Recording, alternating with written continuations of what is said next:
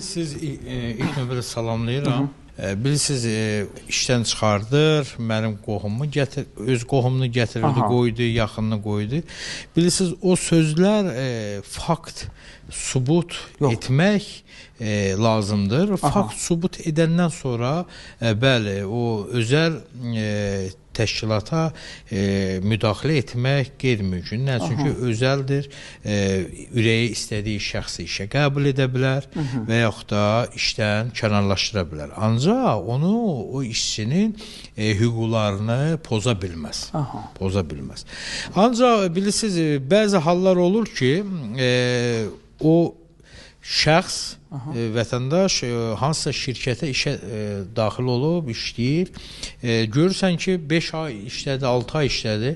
6 aydan sonra bunu işdən kənarlaşdırırlar. Nə? Çünki işi başara bilmir.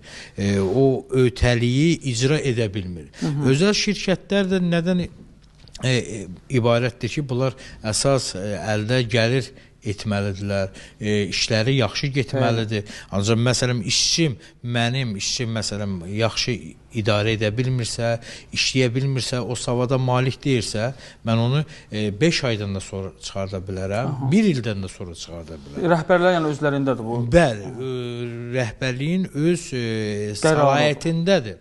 Ancaq rəhbər və yaxud da kimliyinə asılı olmayaraq o işçinin hüquqlarını poza bilməz. Poza bilməz. İşdən çıxardılırsa, tamam, bu başarmırsa, işdən kənarlaşdırılır. Şirkətə ziyan vura bilər və yaxud da işi başarmır.